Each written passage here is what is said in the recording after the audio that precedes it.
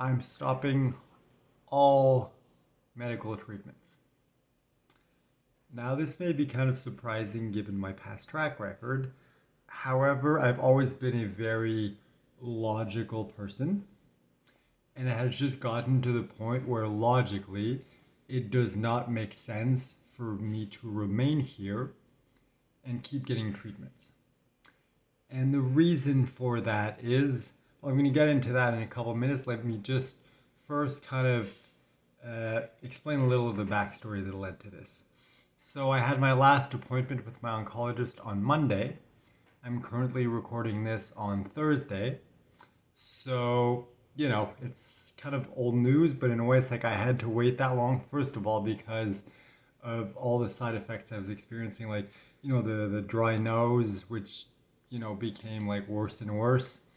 And like it's gotten to my eyes, like as you can see, like it's really like red and dry. So I am applying coconut oil. I've noticed that it seems to work better than the gel that I got at the pharmacy, even though it's like nasal gel that is made for that. This seems to be more effective, and since I started using it yesterday, it seems like it's helped a lot. There's also the fact that, things have been getting a little better for the last couple of days, but this definitely does seem to help a lot. It seems way more effective than the nasal gel, which, to be fair, my wife has been telling me to do for a while, and I just haven't been doing it. Not because I'm stubborn, because it's just like I was too logical. So like, they designed this product to help you in this exact situation. Obviously, it would be better than just some random oil, but turns out that it's not. And I owe an apology to my wife for that. In fact, I already did apologize. She was right. And I'm sure she loved hearing that, because anyone who's been married knows how rarely that happens, at least in most couples. So we tend to enjoy it when it happens. Not that it really matters, but anyway. So that's been one of the reasons why I had to wait a couple days, because I was just like really out of it. And the thing is, like, I didn't realize how much of an impact a simple dry nose, well, it's not simple, it was really intense. It's like I didn't realize how much of an impact it could have on my life. It's like, oh, okay, it's just dry. After a while, it gets painful. Sometimes during the night, it's hard to breathe. But it's like, just the fact that it's like you have to deal with this 24/7, and you wake up like way more during the night. Your sleep is troubled because you have trouble breathing because your nose is partly stuffed. And it's just like, it just compiles and compiles and compiles and compounds as well, and just ends up taking over your entire life, to the point where it's like I just didn't have the energy to record videos, even though all it was a dry nose. And I still have it. I'm still recovering. I'm not fully back to normal. But I thought it was finally time to, start making videos again, and to really, explain the situation, explain why I came to this conclusion, and what does this mean exactly. And I'm going to kind of split that up over a few videos, whatever like makes sense, because there's a lot of information, a lot of news to share. So I don't want to like overwhelm you with one video. So I'll split it up however it seems to make the most sense. But yeah, I just felt it was important to really lay everything out. So from a, situation perspective, not much has changed. It's not like, oh, something happened and it's like, now more than ever go, because there's nothing left we can do for you. It's more like, for the second time in a row, my doctor really insisted on like, hey, I highly, highly recommend that you go see your wife and be with your wife now, because if you wait and it's too late and then you can't travel, I don't want you to regret that. And in the past, I was like, I understand the logic. I see it makes sense, but for now, it just doesn't feel right inside. Feels right to stay here and continue doing the treatments and continue with this course at least till we know. Sorry. At least till we know if the new treatment is working or not. But I don't know, it's weird. It's not just that, but that's like a big portion of it. During my last appointment with my oncologist, he brought up on screen a graph of my weight since I was diagnosed till now. And, in the beginning it was like up and down, up and down, up and down. And then like, something like 3 months ago, well, at this point, 6 months, like started at 3 months, then ended around 6 months ago. But point is like a while back for 3 months in a row, I lost a lot of weight very quickly because I was throwing up all the time. My appetite was horrendous. I had zero appetite. I kept throwing up. I couldn't keep anything down, so I lost a lot of weight very quickly. And then it kind of like stabilized and went up and down and up and down. And he showed me that point. It was like that first point where I started dropping weight very quickly during those 3 months. He's like, from a medical standpoint, that is the point where I should have stopped treating you. I did not, because I care about you. Honestly, at this point, I'm treating you from here, not from here. And just the fact, like just the knowledge that he cares enough about me to, do stuff that technically the medical rule book says he shouldn't do. It's not like it's a law or anything, but it's like, logically speaking, he should not have done what he did. And the fact that he chose to continue helping me, chose to continue treating me, insisted to get this new treatment approved and everything, and get the hospital to pay for it and everything, like that means a lot to me. But it also, like just seeing it there on the graph, like made me realize like, oh crap. And then he went to the end of the graph and he's like, all right, these are your last 4 appointments, including today. In every single one of them, you have lost weight. Not as much as during those 3 months, obviously, because now I have much less to lose. But every time I go, I lose a couple pounds. And at this point, I'm the lowest I've ever been. And it just got to the point where it's like, it seems like from a medical standpoint, it's not worth it anymore.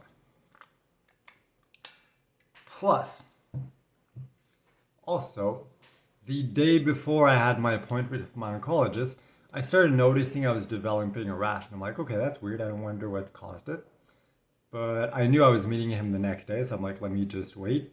And then I'll see how it is tomorrow. And then, I'll be able to talk to him at the same time. And because of the rash, unfortunately, which turns out that it was caused by the pill that I'm taking in conjunction with the immunotherapy to help boost its effects, is what caused this. So what they did is they suspended the treatment, which was scheduled for the next day, so on Tuesday. And then they prescribed some testosterone, no, not testosterone, sorry. So many meds, I keep losing track of which is which. I'm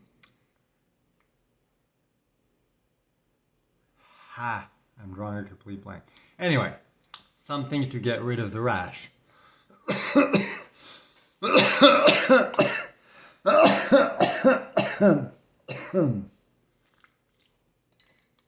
So they prescribed that for a week, and then we'll have a meeting next week, and we can see like, all right, did it help get rid of the rash? Cool. If it did, then odds are we can continue treatment if I so choose. But it just got to the point where after the meeting, and it's just like, I'm very good at sensing what's right and what's wrong for me inside. Sometimes I ignore it, but most of the time I don't, and I'm very good at that. And it's just like all the other times, it's like, nope.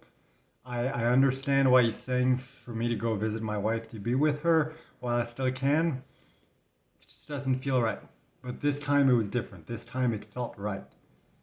So obviously I had to talk to my wife. It's not a decision I can take alone. But it's just given the situation, it's like, all right, if the treatment for the rash doesn't work, there's a possibility we have to stop treatment because of the side effect, because that's a serious side effect. And even if we can continue, it's a losing battle on the medical front. The strategy has always been to buy me more time so I can find something else, the right cure for me, even though the doctors don't believe that it exists, or at least they haven't found it yet. But at this point, it's like, it doesn't seem like it's worth continuing, even if I can continue, just because I've been losing a lot of weight recently. I've been getting weaker, more out of breath, more, now that winter's finally coming to an end and it's warm enough that I can start slowly walking outside again, which I need to do to be able to, get as strong as I can to get on a plane to go see my wife. It's still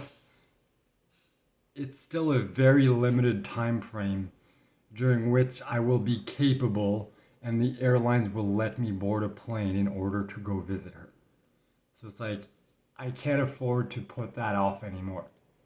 Not to say I was like putting off visiting my wife. Like, of course I want to see her. I want to be with her.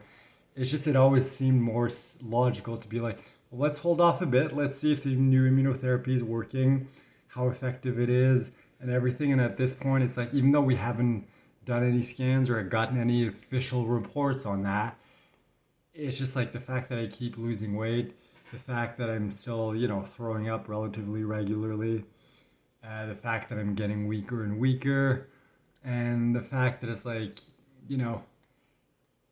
it just doesn't seem like it's working anymore. And at this point, it's no longer logical for me to keep getting treatments.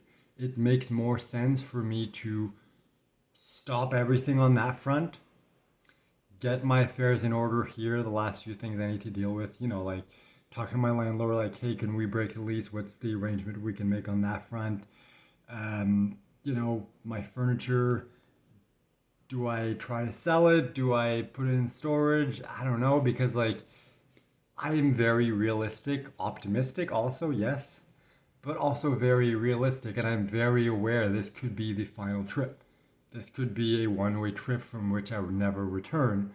So it's like, does it make sense to really put this in storage or leave it at my dad's or whatever? Because it's like, my stuff isn't really valuable. Like, all the furniture I bought from the last guy who subleased the apartment before I took it over, I bought workout equipment, but it's like, it's nothing that I can't replace. And I don't know, it just doesn't really seem worth it. So yeah, I haven't really, there's some things I need to figure out, but the plan is as soon as possible, within the next couple weeks, I would say a month max, but pretty much as soon as we can. The plan is for me to settle everything here and get on a plane and go be with my wife. Now, that does not mean I'm giving up and that I'm going there to die.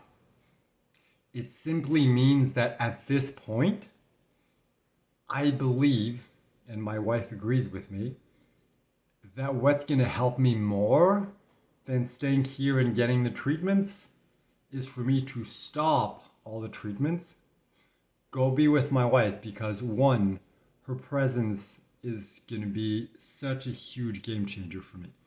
I've said it since the beginning, she is my cure. Her love for her is my cure.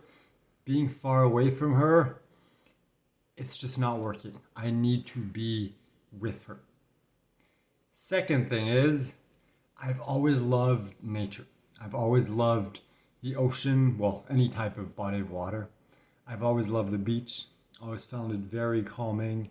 Just the sensation of being in the water and the waves rocking you. It calms me down.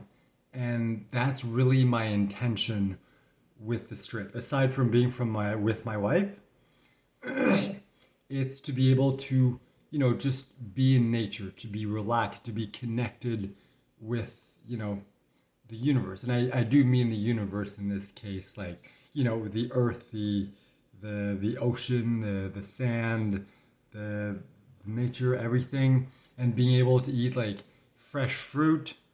That's going to make a huge difference because it's one of the things that I've always been able to tolerate are fruits. Fresh fruits, still love them. Still one of the very, very, very, very few things that I still enjoy eating. And I know that being able to have, access to very fresh and in-season fruit is going to make a huge difference. Also, I know that coconut water is very good for your body, for your health. There's a ton of vitamins in there. And also, not that much, but there's obviously much more calories than in water. And, if I'm drinking that at least a couple times per day, if I drink like one, two, ideally I think would be three, like three coconuts per day. That would be the best. And I'm not talking about like, the old like mature coconuts that are like hard and brown on the outside. I'm talking about like coco verde, the fresh coconuts that they like pick off the tree and then like cut off the top and stick a straw in it and then you drink it. That's what I'm talking about. And finally, one of the reasons why I'm doing this is because I need to truly connect with God. And being in nature, being by the ocean, by the water, surrounded by nature, I know that's going to help me do that. It has always helped me do that. That's why I love going in parks so much. That's why I love every outdoor activity you can think of. I just love being in nature. And I know that putting myself in that situation will help me to accomplish that.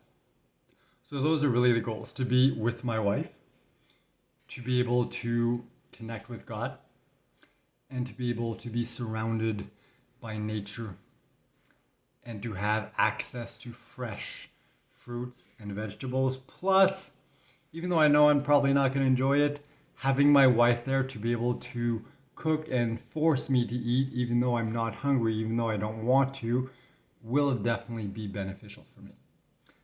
Plus, if I have access to the beach, it's cooler by the beach, it's windy, there's water to cool me down, and there's endless stretches of sand where I can walk. So it's like I can start walking and it's not going to be too intense. Because like if I'm in Managua, like the main city in Nicaragua, it's really hot, especially this time of year. It's like 40 degrees. So it's like, given my current condition, I can't really tolerate to go for walks just for the fun of it. Whereas if I'm by the ocean, well, it's cooler, there's the water, there's everything, so I'll be able to tolerate it and, just connect with nature, at the same time connect with God, and at the same time just be able to walk and, start getting my body back into shape. So basically, I'm just like removing everything that has to do with medicine and just replacing it with whatever feels right inside. And that's what feels right to me. It's everything that I just mentioned. And I do believe at this point that will have a much, much more positive impact on me and my health than anything any doctor could do. Now, I appreciate everything they've done. I'm aware that if they hadn't done it, I might be dead by now. And I'm also aware that, this could be my final trip that I will not come back from, that I could die over there. I don't know what will happen. All I know is it feels like it's time. And being with my wife, no matter what happens, will 100% be the right thing, just because she's there by my side. So that's the decision we've come to together. Over the next few weeks, I'm going to get everything ready. I'm going to prepare everything. I'm going to keep making videos and sharing the journey as I do so. But as you can tell, it's a very, very drastic change. And, there's a lot of planning and, even though I'm trying to avoid it as much as I can, stress that comes from something like that. But I'm trying to just do my best, just, it's what feels right. My wife and I agree on this. I already told my closest friends and family. Everyone's up to date. I'm going to do what I need to do, like go hang out with my closest friends one last time, go spend time with my family for a couple days, say my farewells officially, and, just do what I got to do. Plus all the, other responsibilities such as, okay, what do I do with the apartment? Is there a deal we can make given my current situation? And then I need to cancel all my accounts with like, internet and phone and electricity and, call my bank. It's like, okay, here's the situation. If I die in another country, what happens? How does it work? Is it possible to add my wife as beneficiary so you can transfer everything from my account to hers? Like, how does that work? So it's like there's a lot of stuff that I need to do, but I'm trying to take it as calm as possible and not stress myself. So I'm making a list of everything I need to do, and I'm going to try to do one thing per day. If I do one thing per day, I should be able to get through everything that I need to do. Plus, at the end of the day, like, this is the plan, but we don't know exactly what's going to happen. So there's no point in stressing about it. So, I'm being as logical as possible in regards to this situation and making sure not to overwhelm myself in the process. So that has been the update. There's going to be more updates related to this in the next couple of videos, definitely. It's just there's a lot of information that I'm throwing at you, so I think it's better to break it up. Plus, this video is already 22 minutes long. So yeah, I know this is the right decision. Whatever ends up happening, this is what was meant to be. So thank you so much for watching. As usual, if you want to support me, and given what I just shared, I definitely need that support more than ever. I am going to make a separate video on that specific topic just because you've been such an amazing community, such an amazing family. You've been incredibly loving and generous and supportive, and I really want to highlight that. And I also want to ask you, like, hey, can you do me a favor? If you can afford it, can you donate? If you know people who can help, things like that. But I think it's important to make a separate video for that. I just wanted to briefly mention in this video. So if you want to support me, to support my wife, this upcoming trip and everything, you can do so. The instructions are in the description of this video. And I just want to mention, if possible, if you want to make a donation, if possible, can you do it through GoFundMe? Because they take a much, much, much smaller percentage than YouTube. I don't know the exact numbers, but I believe that GoFundMe is maybe around like 3% and YouTube's around like 30%. So it's like if someone donates $100 on GoFundMe, I'll get like, say, like $97. On YouTube, I'll get $66.66. So, it makes a huge difference. If it's not if it doesn't make a difference for you, it's much more beneficial for me if you make a donation on GoFundMe than on YouTube. Of course, I appreciate both of them. It's not the amount that matters, it's the intention. But it's like, if it doesn't change anything to you, please do me a favor. That would definitely be the best. So anyway, we've been kind of long into the video, so let me end it here. Once again, thank you for watching. Thank you for being a part of my YouTube family. I love you all so much. Each and every one of you. I'm so grateful to have you in my life. And I'll definitely keep you up to date as everything progresses. Still kind of new, so still kind of trying to figure everything out, but I'll definitely keep you up to date. And now the moment we've all been waiting for. Will I miss the button?